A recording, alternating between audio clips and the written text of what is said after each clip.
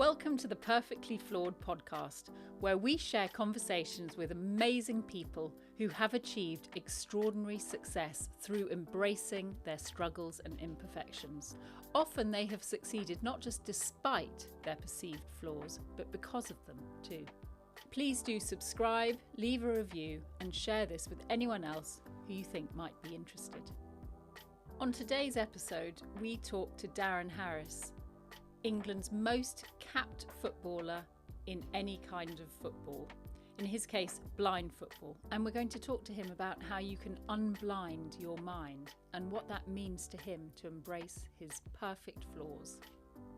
Okay, well, very warm welcome to you, Darren, on my Perfectly Flawed podcast. I'm really happy to have you here, and the reason why I've invited you to come and be my guest is because apart from anything, you're a lot of fun. I know you well. We've hung out together and had some good times.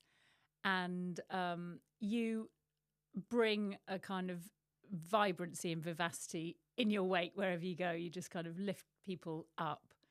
And I know that that ability to inspire people and energize people and give everybody a smile comes through some hard-won battles. It doesn't come easily. Nobody arrives being able to do that. We've usually faced some dark nights of the soul, but you've come through and out the other side. So I really want to explore with you today some of the things that you've shared.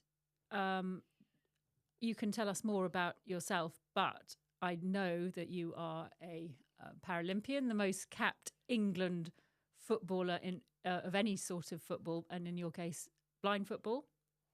And also you're a top judo player. I think you went to the Paralympics for judo. And you are a great runner and a good dancer. Oh, no, I'm going to say a great dancer.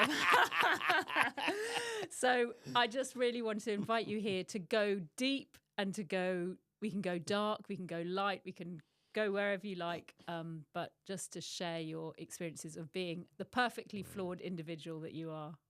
Let's roll. Go for it. Okay, great. So, first of all, Darren, I think the first thing that people might ask is, were you born blind? Did you lose your sight? What happened? Well, I suppose I had my condition at birth, but it wasn't diagnosed until 15 months. So I was diagnosed with a condition called bilateral retinoblastoma, which is a cancer that affected both my eyes. And my left eye was removed, my right eye was treated with radiotherapy. And as a result of that treatment, my sight deteriorated gradually over the next 20 years, I suppose. Right. Yeah. So who do you think you would have been if your sight hadn't deteriorated? Who knows? Yeah, I mean, if you believe in parallel universes, you can kind of think what your life might have been like had something not happened, but it's not something I've ever really entertained because it's not something that's in my control. And I don't remember that film, Sliding Doors, and it kind of sort of followed these two possible lives. And I've never done that with myself. And I've never kind of thought, well, if I could see, people ask me, do I think I would have been a footballer if I could see? And I would say, I don't know. I mean, I obviously had the physical side, I'm a natural athlete. And I think I've definitely got the mentality for it too. But I was never the most technical player. I think my success in my career is really just because I used to wear people down. I used to wear my mum down when I was a kid, just drive her up the wall. Persistence. And she eventually cracked. So and I was like that on the football pitch. I used to think I'm going to keep going until these guys quit. And the same in judo, because in judo we have this thing called golden score. So if there's no score in the match when the timer goes, then you go into extra time. And my record in extra time was just phenomenal. Like I just, when we got to extra time, I would just say, this is my time. Mm-hmm. Like that was my superpower. I just knew I could grind you into the ground. The extra mile, always ready to go the extra mile. That was it. And I trained like it. I loved training. I loved training really hard. I liked, going to the well and leaving myself absolutely empty. Because, you try and train harder than the match is going to be so that when the match comes, it's almost a bit of a chill. Yeah, yeah. So that ability to be persistent is something, do you think that's something you were born with or something that you've acquired? I think I think there's got to be something in my DNA. I think there's got to be something in my DNA which gives me that kind of that drive and persistence. And if I look at my sort of family history, there's some sort of extraordinary people in my family who've gone through an awful lot before me. My granddad and my grandparents, when they came over to England in the 50s, my granddad came here in 1952 and he came on his own, and then he sent for his wife a year later. That Then was from Jamaica. from Yeah. Jamaica, and Yeah. then some of the kids came after that. Do you know what I mean?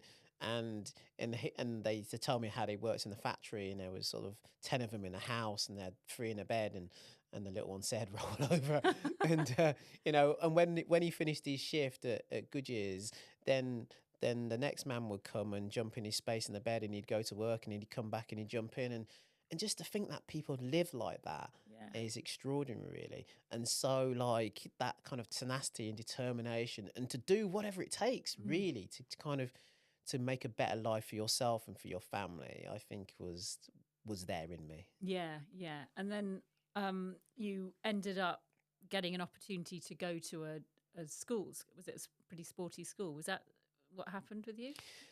Your education? So, as a sort of matter of circumstance, my mum had me very young. She was 16 when she had me, and she went back to school, and then she went to college and university, and then she ended up getting a job as a youth and community worker, which basically meant she worked evenings. And so I was that proverbial latchkey child who came home from school and found the key under the mat and let himself in and made himself some toast and some cake and a drink, and just made myself a bit of tea kind of thing.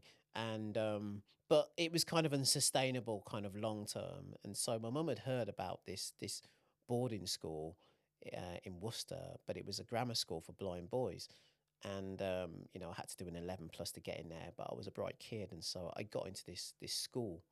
And yeah, it had its ups and its downs. Were you but blind at that point, or like partially sighted? I was still partial. Yeah, I yeah. could still see. I was learning Braille.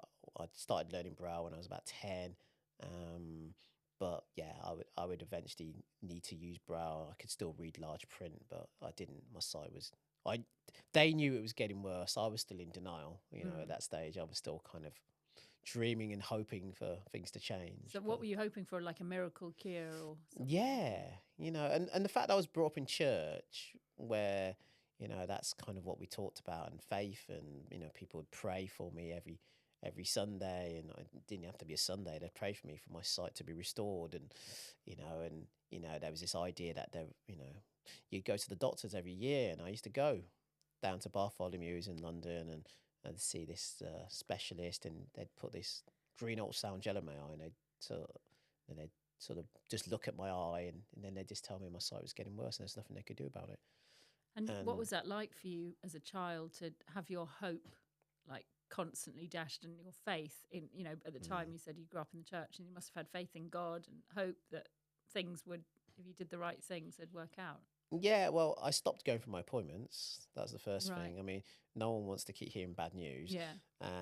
And also I just became angry. I mean, I didn't know why I was angry. I mean, I didn't really know why I was constantly getting into fights. What I did know was that I didn't have the linguistic skills, the emotional intelligence to communicate to people what I was feeling inside. I know I was upset, I was angry, I was frustrated, and the only thing that made me feel better was, to fight, basically, like, having a fight, and it seemed to let it all out. That was my way of venting. Or the other way was sport. Sport was the other thing that I could do, which just, and I can look back on it now from a sort of psychological perspective and say it was mindfulness, really. When you're playing sport, you're not thinking about the worries in your life. All you're thinking about is, trying to score that next goal or get that tackle, or so you're just in the moment. You're in this sort of situation, and it just gives you that little bit of respite from, the daily struggles you were going through, and so it kind of became quite addictive. I was just doing sport all the time, before school, break time, lunchtime, after school. So it's like your weekends. coping mechanism was just to It was- just do sport. You didn't have to Yeah, think and feel yeah, angry no. and did you feel that it was a bit that obviously a big unfairness? You know, you got drawn the short straw. It didn't seem fair on that.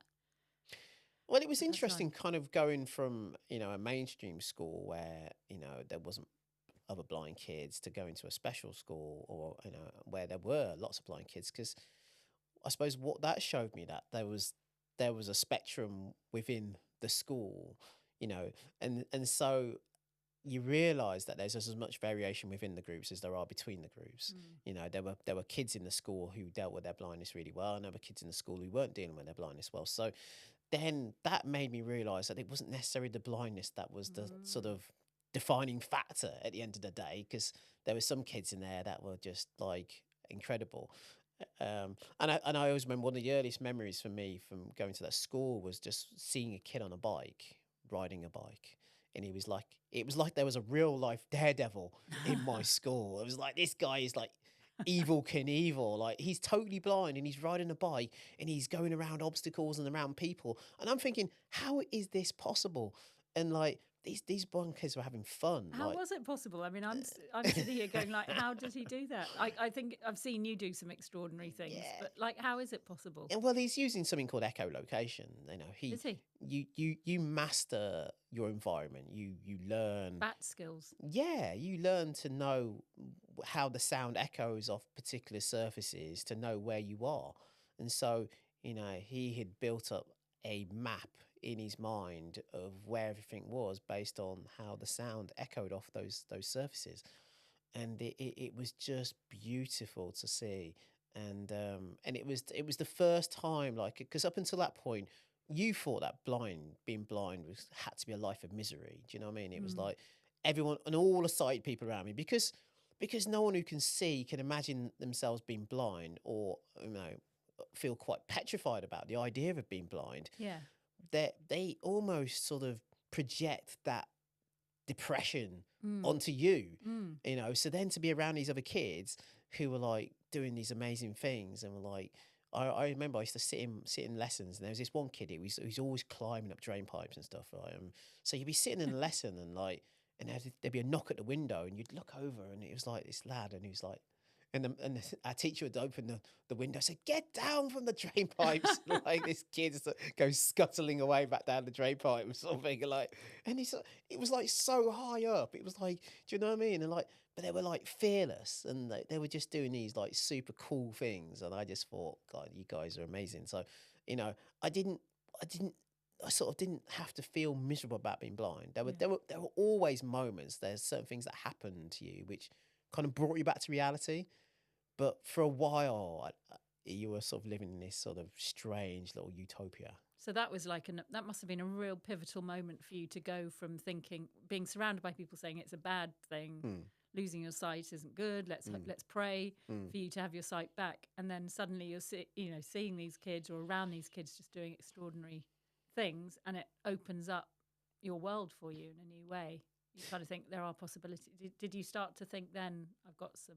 Yeah, but more than it, they were funny. They were doing fun things, like, I was a bit of a prankster. Like, there was. You surprise me. There was the kid we were in chapel once, and then the headmaster walks in and he's complaining because basically some kid has been going down to McDonald's and ordered himself a Big Mac and fries, and then he's eating half his food and then knocked the rest on the floor. And then the staff immediately come and replace him with a whole new fresh fry. And like, so he was just getting himself a new Big Mac. He's getting himself, yeah. And it's always because you try and treat blind people like they're like, dumb and innocent and naive and stuff. And then there was another kid who basically asked us for all our old train tickets, and I thought, what use are all our old train tickets to him?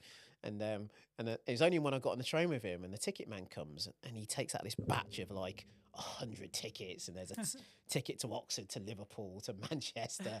And the ticket man just goes, he gives him this pile of tickets back and goes, I'm sure it's in there, kind of thing.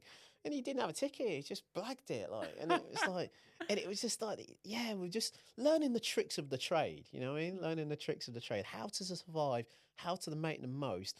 And if, it's got to be a few perks to being blind. You might as well make use of it. Oh, so have you made use of a few? What have you? Oh yeah, loads. Have you? Yeah. Only come to mind. We call it, playing the blind card. You know what I mean? Yeah. So yeah, no, those little moments. Like look, even when we used to go to the theme park and things like that, you could jump the queue and things like that. Or, yeah, just walk to the front of queue. Sometimes I do it deliberately. Sometimes I just like pretend I didn't know where the back of and where the front was. Have you ever seen that that kind of research study where they kind of test whether people are able to complain or object to something. So if you walked into like a shop and someone had a plate of chips and you just walked up and picked up a chip, like most people wouldn't even say anything to you, like because it's so kind of out of character behavior. So like you can sort of play on it a little bit and like so stuff like that. Yeah. Well, yeah. I've got some little images from that I've seen of you that will stick in my mind. So one was when I dropped you off at the station at Five Ways and you go, yeah, it's fine. I know this station. And you went running along with your stick out in front of you into the barrier. I said the barrier's open, but unfortunately you bumped into the into the middle of it. But then you went through the middle and then went hurtling down these stairs. You didn't fall, you ran and you knew exactly where the stairs started, like down this flight of stairs. I was just terrified just watching. I don't think a sighted person wouldn't get that any better than you. They get it worse because you knew the distance and you could trust your body and the distance. And there was this guy coming up the other way and he just looked at you and then he just looked at me and he went, I've never seen anything like that before. But what was going on there? Like you had such confidence in that. Yeah, well, I knew if I missed the train, I'd have another half an hour to wait. So it's worth falling down the stairs for. So it was like, yeah, you just, I've been into that station hundreds of times, so I know that station really, really well. And so I knew exactly kind of where I was going. And so, yeah, that, I've got that sensory map in my brain. And so to me, that's as good as having a pair of eyes. Probably better because I think a lot of people just wouldn't take that risk to run to a flight of stairs. Yeah. I mean, the only risk is where I live, I call it Pensionville, all right? So, there's a lot of old people where I live and I'm always really fearful of like knocking over old people kind of thing because I do walk really fast and like I'm speeding along with my cane and sometimes I feel like Moses crossing the Red Sea. Then people just get out of my way. Yeah, people do part, but occasionally they're on their phone, they're not paying attention, and they get floored. They get banged, and it's man down. Does anyone not realise you're blind and they kind of go when you bump into them? They kind of go, oh, yeah. Excuse me. It's like, and I've got a big long white cane, and go, well, I think you're the one who's blind if you didn't see that. You know what I mean? Yeah. But yeah, and occasionally, it goes wrong. You know what I mean? We have had a few little mishaps, but yeah, because I know you go with the running club, don't you? Yeah. And so what do? Do you just trust other people to say pick your legs up? Yeah, I just I always think it's my job to reassure them, because people can be like, say they treat you a bit like a porcelain doll. Do you know what I mean? They think you're delicate and fragile and they don't want you to get hurt and stuff and like so. And I just say to them, listen, if I fall over, I'll get up, all right? So just relax. Let's just go with the flow. And I've had a few falls and slips and slides. I know I live in Sutton Coldfield. We've got this big park there. And there's this hill, we call it Sandy Bank, or sometimes it's called the Hill of Doom. And it's this like gravel hill and it's full of tree roots. It's really rutted. And I'm running down it with my mate and we're going quite quick and I slip and I literally just go head first. And, when you fall down, you just keep sliding down the hill. And, glasses come off, got a couple of grazes on me and stuff. And, I just get up and carry on. And like, that's how you roll. And, it's not his fault. It's going to happen, isn't it? At some point, you're just going to catch, a route just at the wrong angle and you go flying. But yeah, it's just part and parcel of life, isn't it? And you can't insulate people from little bumps and bruises. You never leave the house, would you? Yeah, so tell us how you came up with like the philosophy you've got now, where you basically go out and about, you get around, you've just come down to London to come here on the trains and the tubes and everything else. And I know you'll do whatever you like, nothing stops you. So how did you get that attitude between that boy who, you had that kind of awakening a little bit when you came to the school and you suddenly went, oh yeah, okay, life can be a bit better than I thought. Yeah.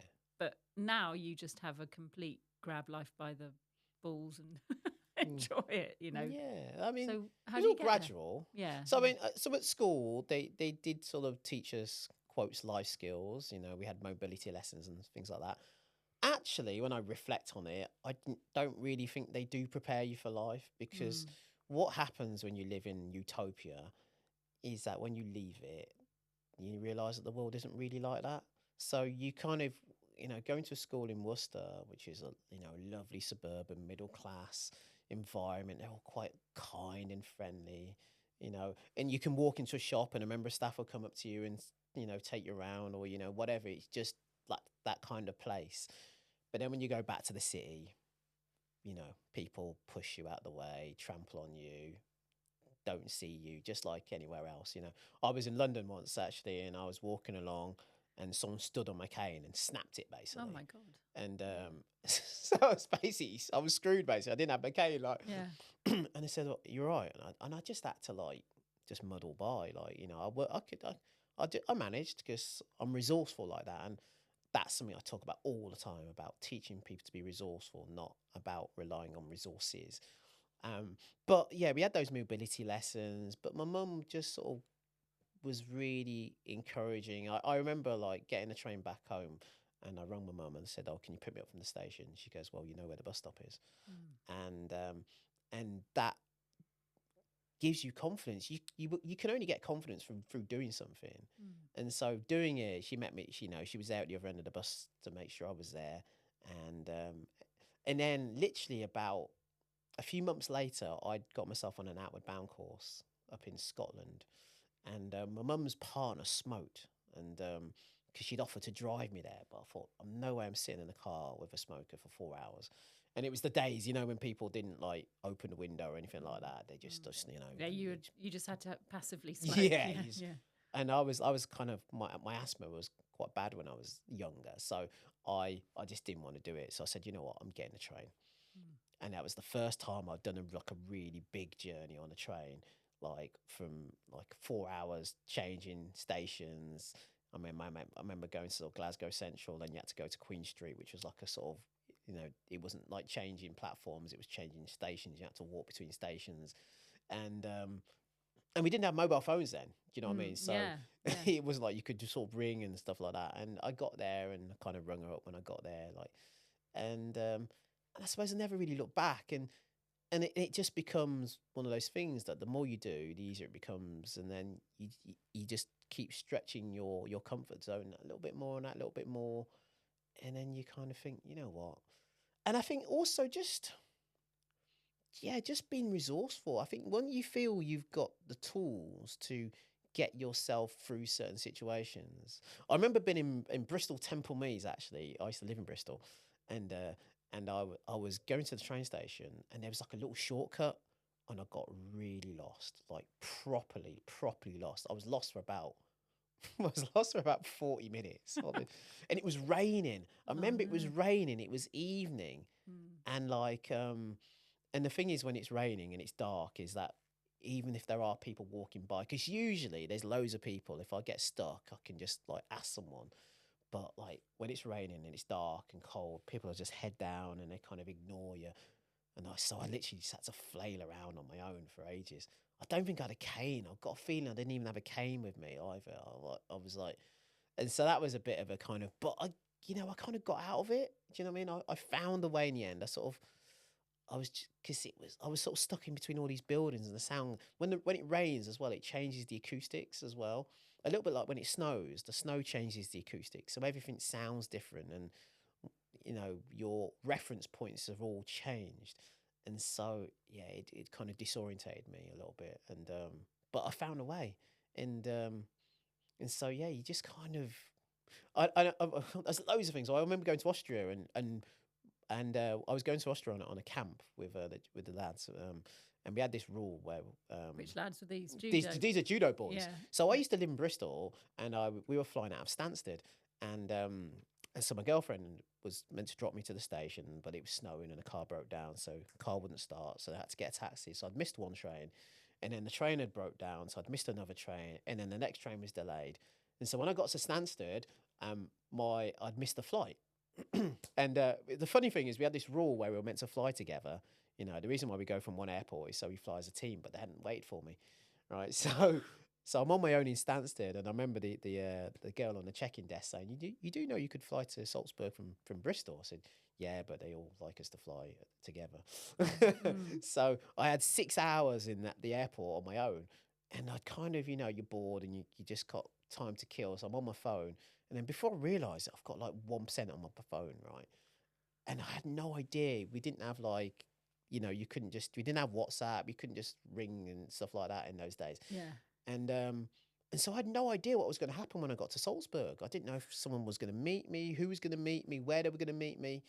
And so when I landed in Salzburg, I went to the check-in and I went to baggage, got my bags, and then I stood at you go through customs, and I stood and waited for about half an hour. And no one came to me. I thought, what am I going to do? So I knew where we were going. I knew the camp was in a place called Railways, which was up in the mountains. And I just, with bits of broken, I'd done German GCSE. I could remember bits of German, and I found it. I went on the train on my own In Germany. in Austria. Oh, Austria. And it was like a 2-hour train journey. I think I had to change trains as well somewhere, and I just turned up at the camp, and I was like, "We've had a search party out for you, blah blah blah blah blah," and I was just like that. I was just like, I just knew I was confident that I could use my resources to ask questions, think on my feet. Do you know what I mean? Which is really useful in sport, isn't it? Like, you have to be able to think in the moment, like not just sort of sit there afterwards going, "I wish I'd done this and I wish I'd done that." So Yeah, because I know. I mean, we'll come on to your sport in a moment, because there are a lot of sporting philosophies that have got you through and are really helpful in life, and that you share with other people in the course of your work as well.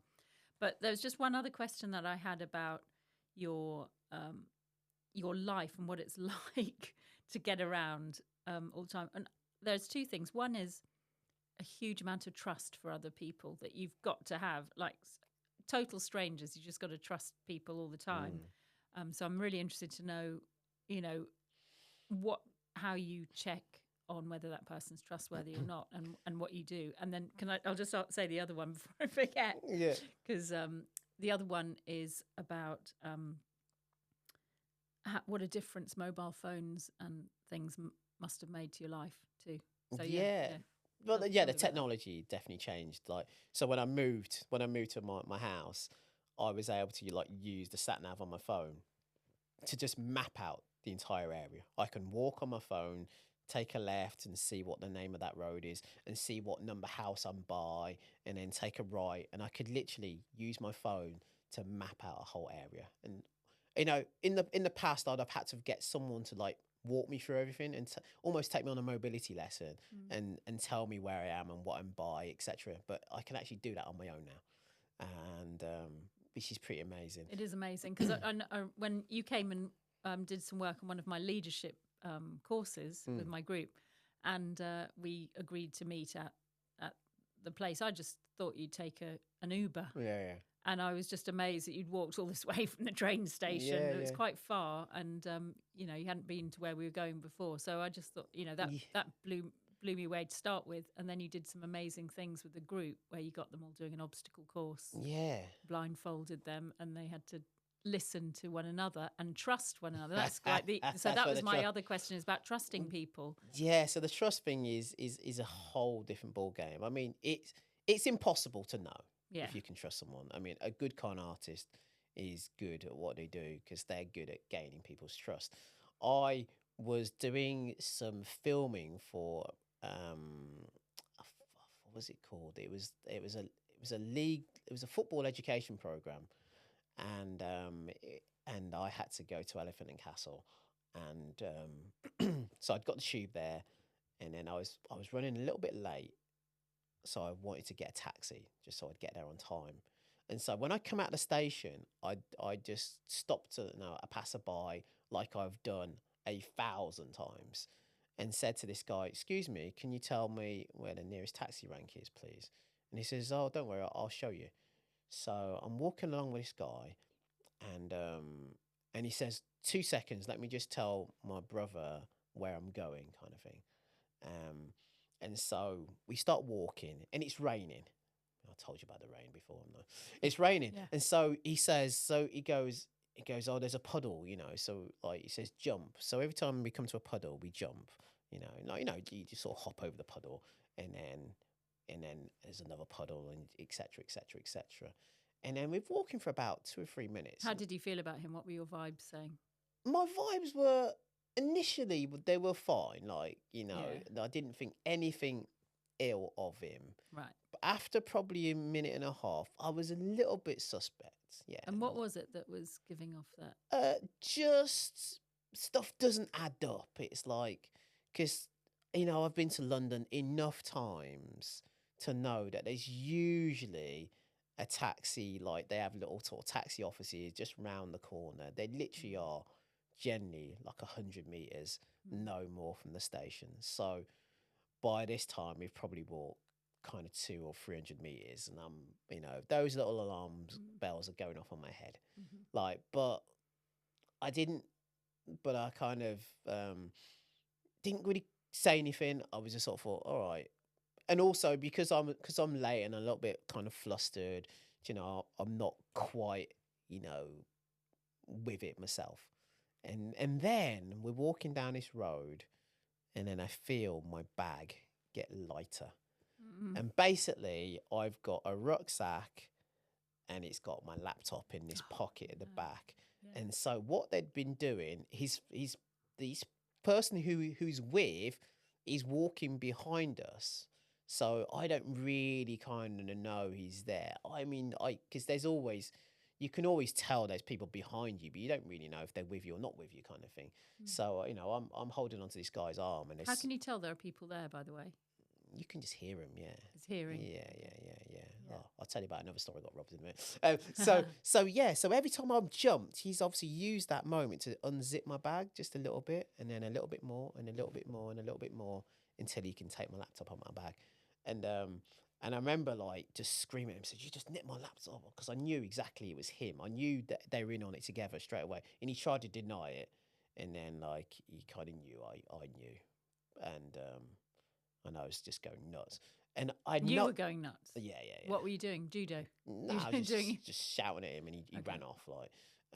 But not with your laptop. No, yeah, they got it, yeah, because the other guy had it. So the other guy taken it, and I didn't even know where the other guy was. Yeah, like because I was holding on to him. He was my only reference point. I only knew about the one person, but I didn't know where the other guy was, and obviously I couldn't see him. And I remember walking to this shop, and I said, I need to know where the police station is. And I went into this shop, and no one spoke English in there. And I literally just started kicking off, like, and I was like, I was going to start like knocking over the shelves just to get someone's attention if I had to, kind of thing. And eventually someone like showed me where the station. So I went to the police station and stuff, and they were useless. They said, "Oh, can you give me a description of the guy?" And I went, "Yeah, come on, guys, I'm blind." Like, yeah. Anyway, so that was one. So that's disappointing, isn't it? Because like you do generally seem to have high trust in humanity, and you've got, you seem to like people and trust people, and so that's disappointing when that happens. Yeah. So, but from my perspective, I mean, what it's never done, and I know other blind people that have had similar experiences, and they become fearful of being in those situations again. It's like they don't want to go out, or they're only going to get a taxi, or they're only going to go with people they trust. Now, I just think you're going to change your whole way of life for something that, let's be honest, is very unlikely to happen. I mean, I make thousands of journeys. I'm out all the time, literally all the time. And I've only had 3 instances. Twice I've been successfully robbed, and the other time he picked the wrong guy. Okay. That's when your judo came into yeah. What was it? What was the move you made? Chop and choke. The chop and choke. That was, and again, it was silly. I mean, there were still things you can do differently. So basically, like I came off the train, and actually this one I did worry about a little bit more because it was so much closer to home. So I'd come off the train and I had like my earphones in my ears and they were dangling. It's not like when we used to connect our phones, earphones into a phone. You know, now we've got pods and they're not actually connected. So pods are easier really because my phone doesn't have to be in my hand. It can be like in an inside pocket and I've just got my pods in my ears. But then I had like, you know, the string dangling into my... So he knows exactly where my phone is. So I'm walking out the train station and then I have to cross a little road and walk down another road and turn left. And it's quite a quiet road. So I'm about 50 yards down this road and I could just hear someone running up behind me. And like straight away, it just didn't sound to me like a kind of a normal run. I'm tuned in. I know. I don't know what it is. It's intuition, sixth sense, whatever it is.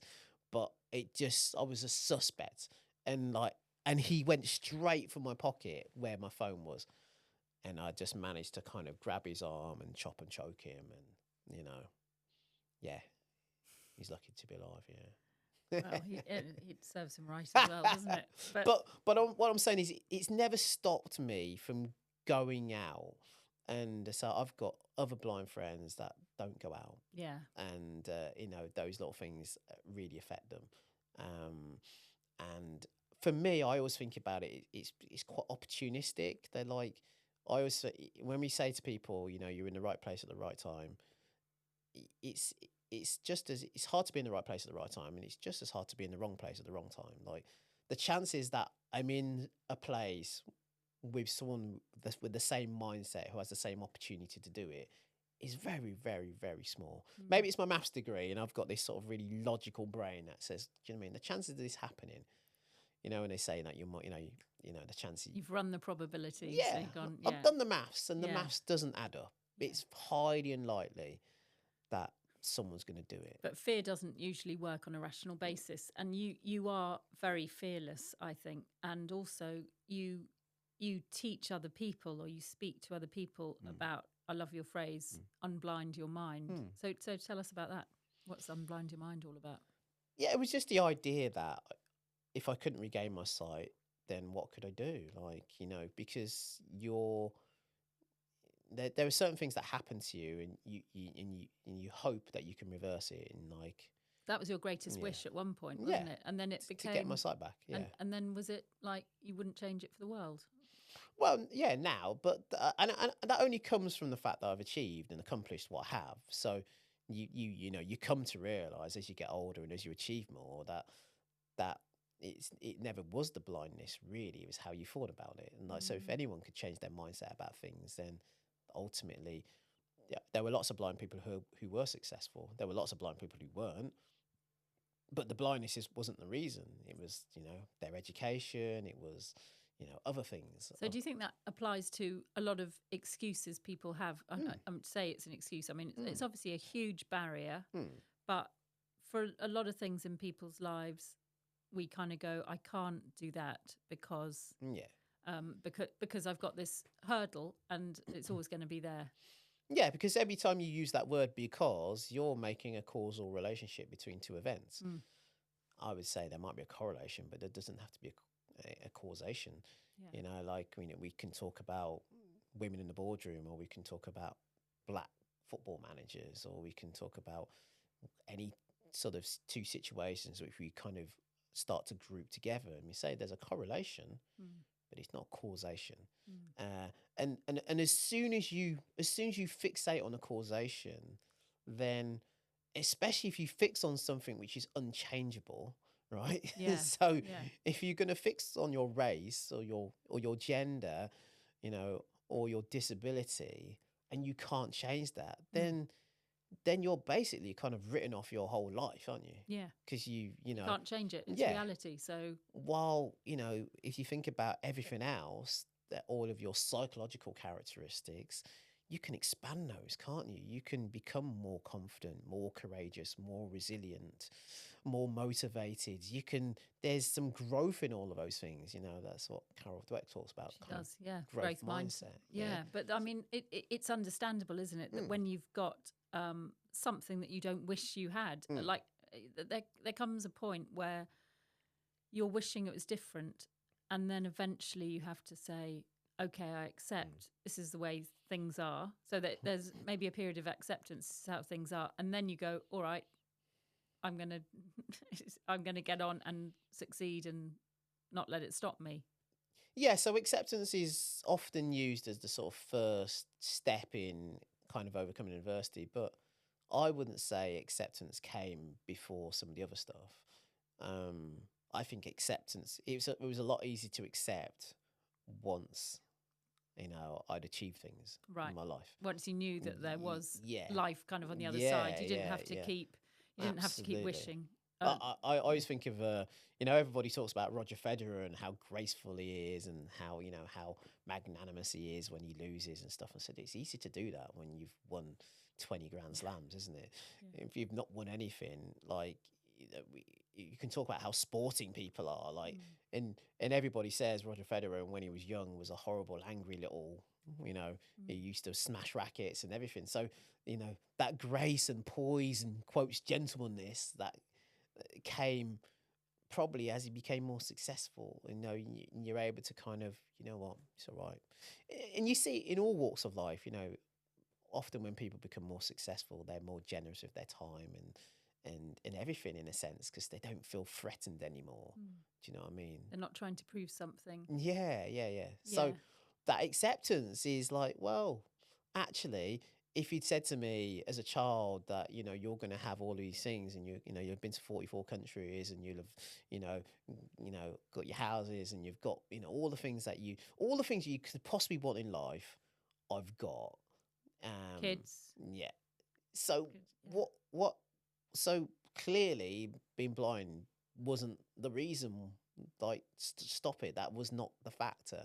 But if you start off thinking it is the reason, then you've got kind of nothing. You've got nowhere to go. For me, you've got nowhere to go in terms of how do you move forward when you've got an obstacle which is immovable.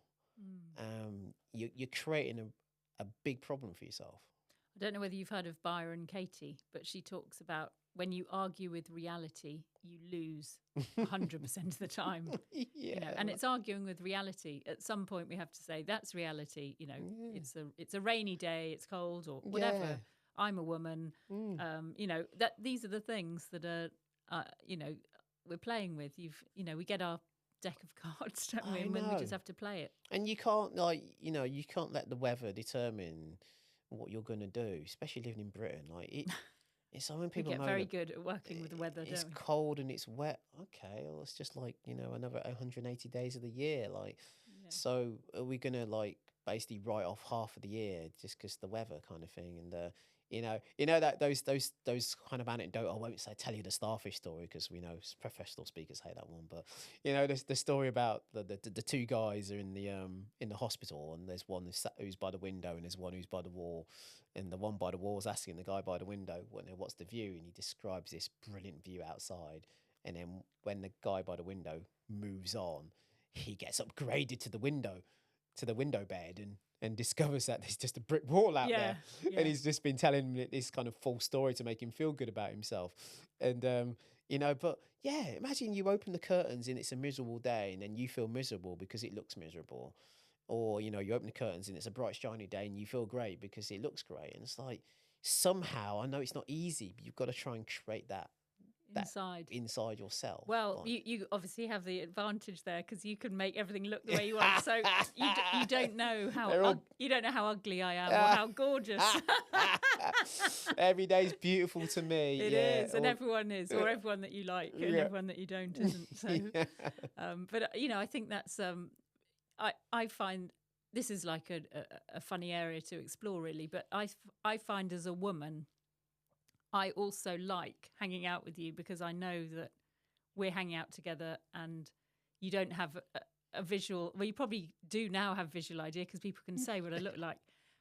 But, it's nice to not be judged on your looks. Not be judged on my looks. It is really nice not to be judged because I think for women, I've asked. You've asked. I hope it's been good. It's been excellent. It's been excellent. I am cheeky. I got off a train once, and this woman came to assist me, and I said, "Are you beautiful?" And she goes, "Why does that matter?" I says, "Well, I don't like walking around with ugly women." You are cheeky. She goes, "You're terrible. I should just leave you right now." I said, "I know, but you're not going to, are you?" I know what you like. You're But it was that thing, wasn't it? I suppose it was like, there's this strange little part of my brain which kind of thinks, I don't want people to think that he's only doing that because he's blind. So if I was with, and obviously there are things which are more important than looks, by the way, before anyone sort of, starts. And you're quite a vain guy, I'd yeah, say. Like, you like to look good, before don't they you? start sending me hate mail, right? Yeah. But I kind of thought to myself, imagine if I was going out with someone who was really ugly, right? Yeah. And people thought that he was only going out with that person because you can't see what they look like. So I always ask. I do ask. Yeah. But, it's kind of natural, but it's kind of interesting as well, because you can't necessarily appreciate what someone looks like, but how people look is still one of the currencies in our society, isn't it? How people look on the outside. And like you're aware of that enough that you're looking nice, you always look nice, you wear good clothes, and that comes from my mother. Care. So my mum was always my mum is a very stylish person. Like, she doesn't spend loads of money. She says, some people can wear an Armani suit and look terrible. Do you know what I mean? Because they just don't know how stuff fits. And so she can buy a couple of, a cheap skirt and a cheap blouse, and she can just put them together. It's how you carry it. Yeah. And she's just got that about her. But my mum, from a very early age, she'd say to me, "You're not walking with me on the street looking like that." And she would disown me because I was scruffy. So that's interesting, because we're living in a visual world, and you are still upholding the visual side. You still think it's still important for you, isn't it? It's in a way. I mean, I do. So when I'm off camera, this is where me and my mum differ. I feel like, and one of the problems with being sort of semi-famous or a celeb in my local community is that everybody knows who I am, right? But I feel like I should be able to just walk to the supermarket in my trackies, maybe not in a dressing gown. I'm not going to quite go that far. And your fluffy slippers. Right. But, if I want to, but my mum's kind of like, you should look good all of the time. And I don't prescribe to that. Like, you've got to feel comfortable. And when I travel, if I'm going to fly on a plane, I want to be comfortable. That's my first. If I'm going to be on a plane for 11, 12 hours, I want to be comfortable. So I don't care what I look like on the plane. I've got flip-flops, I've got shorts, I've got a baggy T-shirt, because that's my first and most important thing is getting through this flight. But yeah, sometimes you do feel like you're on constant show, and I guess it can be all-consuming, can't it? Probably more so for a woman, because there's just so much more variety in women's clothes than men's clothes, and I've kind of gone down the sort of Steve Jobs road of just trying to simplify my whole wardrobe. Really, like, I literally just wear a black T-shirt, black trousers, and then I've got about 12 different jackets, and I just sort of rotate through my jackets, and that's kind of how I do it, and it's simple. Well, really. You're always looking sharp and snappy, and you've got your new Ray-Bans coming in They're as well. the new Ray-Bans. Thanks, Mr. Ray-Ban. That's cool. Are They're they on their way. sponsoring you then? Yeah, they look after me a little bit. Yeah. Well, listen, if you're going to wear someone's stuff all the time, they should be paying you to wear their stuff. That's the way I look at it. Yeah. Well, you do a good job promoting it as well. So the other thought that I have is around your the fact that we are such a distracted society, and people are always like sneaking a quick look at their phones and stuff. And I know you sneak a quick listen, to stuff, but people are very distracted. But I think you are very present when you're with people. You're here and you're there. You're fully absorbed most of the time. Yeah. Do you think that you've noticed a level of engagement in society around you with people? Like, are people more distracted that you've noticed? I can tell that by the number of people who walk into me. Like, right. That is as good a guide to me that they ain't looking where they're going. Is the number of people that walk into me, and sometimes it's bad. There was a woman the other day tripped over my cane and she hit the floor, apple bottom jeans, you know what I mean? And it was like one of those, it was like on a train station concourse. So you heard that slap as she hit the floor. Wow. And she was not okay. Like, medical people had to come and attend to her. And I kind of just sloped away, like, do you know what I mean? I didn't even, there's nothing I can say. It's not even my fault. Like, you just weren't looking where you're going. Like, but it happens all the time. Like, God. people just plow into me, trip over my cane, and like, or they sort of stand around and they're just complete lack of awareness. So, yeah, I think it is part of it, and I think people have just lost the art of communication. So I've got a little theory about this. Actually. Tell us. What's your theory? So my theory is that we technology can de-skill us. So technology. I talked earlier about how the phone was so brilliant and in terms of helping me get around, but it's also taken away some of our basic communication skills. So if we lived in the same neighborhood when we were kids, and I wanted you to come out and play, I'd have to knock on your door and say to your parents, "Can Debbie come out to play, please?" And and then you'd come. So I had to go through a gatekeeper. I had to speak to an adult. I had to speak to someone outside of my peer group. And our kids don't do that. They text you from outside. That's if they go outside. And so what I find with young people now is that they're very uncomfortable speaking to people outside their peer group. And parents tell me this all the time, that they send their child to the shop, to get something, and they come back empty-handed. And they said, "Why haven't you got the stuff?" And I said, "Oh, I couldn't find it." I said, "Well, why didn't you ask the shop assistant?" And the idea of going to speak to a stranger and show that kind of vulnerability that you don't know something seems really, really difficult for them. So I don't necessarily prescribe to this, that they've all got social anxiety or anything like that. I just think for a lot of them, there's a skill that they don't have, which they've not needed to learn because they don't have that gatekeeper anymore. Yeah. I mean, both of us have to turn up in environments all the time and immediately engage with strangers and do that. But I also notice with older kids and adults, people sitting around in restaurants and stuff on their phones. So you were saying about the art of conversation. It's not just speaking to new people. It's speaking with people they know really well. Yes, and being really present. I mean, I just think even with people you know really well, how often do we sit down and just have a really good conversation? But tech's broken that down as well. I mean, I used to work in technology, so I'm not going to go all anti-tech, but I suppose like the invention of the microwave meant that you don't all have to eat your meals together anymore, because you can just sort of, the kids come in late or your partner comes in late or whatever, and they put the dinner in the microwave, warm it up, they eat it on their own and kind of in their own time. And it's great. Everyone can have that kind of flexibility to do things when they want, but it's also kind of broken down those sort of basic fabrics of society where we had to be together. And the same with having multiple channels and multiple TVs. So like again, back in the old days, like when you had one TV in a house, yes, you had to negotiate, which is part of life, isn't it? About what you watch and when you watch it. And it's like, oh, well, we watch what you want, so can you watch what I want now? And so we had to have those conversations and negotiate. Or fight it out with your siblings. Yeah. But now, I remember going around my neighbour's house, years ago, and he was watching football in the back room, the wife was watching Corrie in the front, and the two kids were upstairs, both in their own rooms, watching their own things. And it was like, this is the modern household.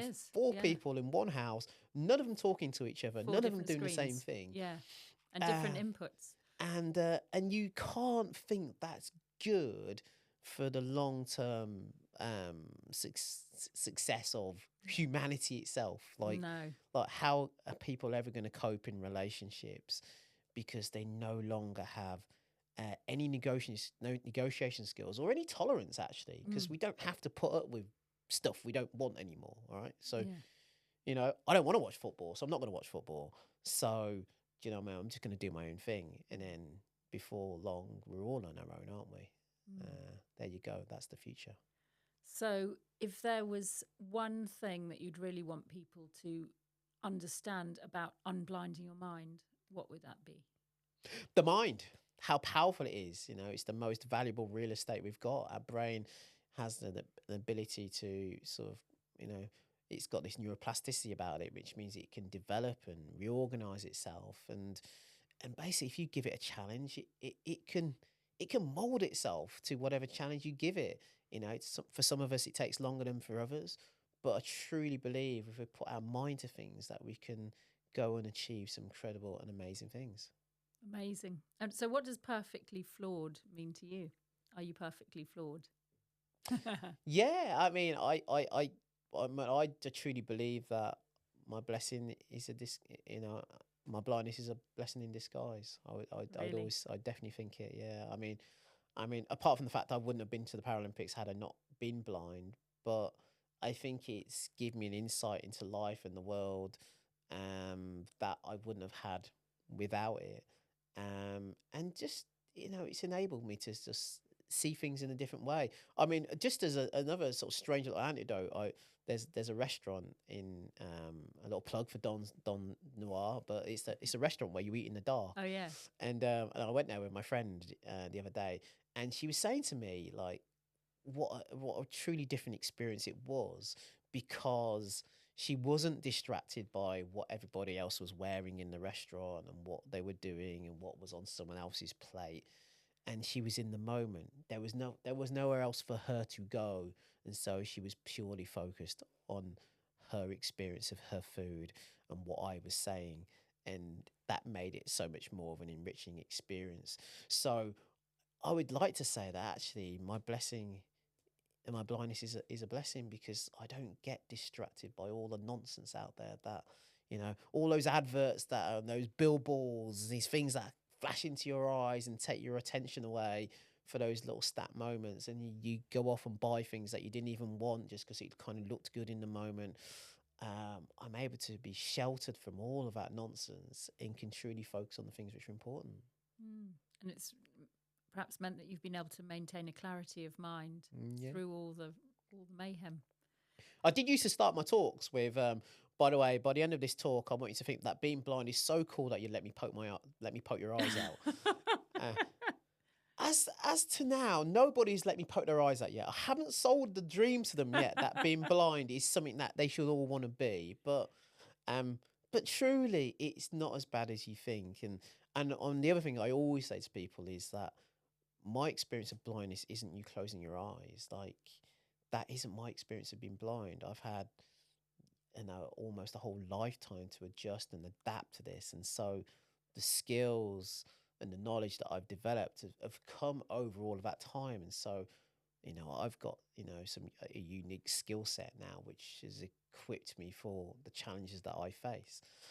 And that's for all of us. Whatever the challenges that you've got, there are some skills out there and some knowledge out there that if you've got those in your hands, then more than likely you can overcome that challenge that you've got. So in a way, the challenges are the things that give us the opportunity to develop a skill set. Yes, without them, we don't grow. They're a blessing in disguise. They certainly are. So Darren, it's been such a joy to have this chat with you. We get to have chats anyway because we're mates, but it's good to have this really focused, concentrated period, and for other people to find out all these amazing ideas and thoughts that you have. But where can people find out more about you and your speaking? Just type Darren Harris in Google. There are other Darren Harrises, but they're below me on Google. So you're the top Darren Harris. So I'm the top Darren Harris. DarrenHarrisGB.com. Check me out if you're interested in getting in touch, and if I can help you with anything, let me know. And you do amazing keynote talks, and I do keynotes, seminars, workshops. I do blind football masterclasses. I do one-to-one coaching. I do the full shebang. I got something for everybody. And if you'd like to, is there any parting thought that you'd like to leave us with? No, not really. Just make the most of every opportunity you get, and make sure that you go out and live your best life.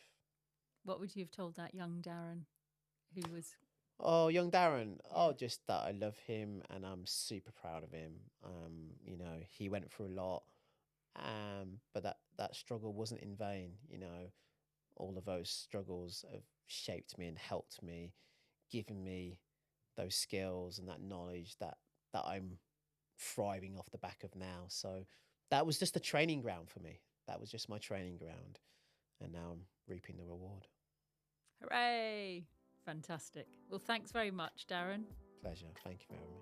Thank you for listening to today's podcast, and thank you very much to Darren Harris. I just found it amazing how Darren can really truly accept his visual impairment, his blindness, to the extent that he might joke that he's there to convince us to poke our own eyes out, but actually in reality I think he really means it. He genuinely embraces what many people would see as a huge flaw. If you enjoyed this episode, please make sure that you like it and you leave a review. It makes such a difference to us. And also share it with anyone else who you think could benefit from listening to this episode. Also, make sure that you subscribe, because that way you won't miss out on any future episodes. And we've got some really great ones coming up, as well as some fantastic ones in our back catalogue.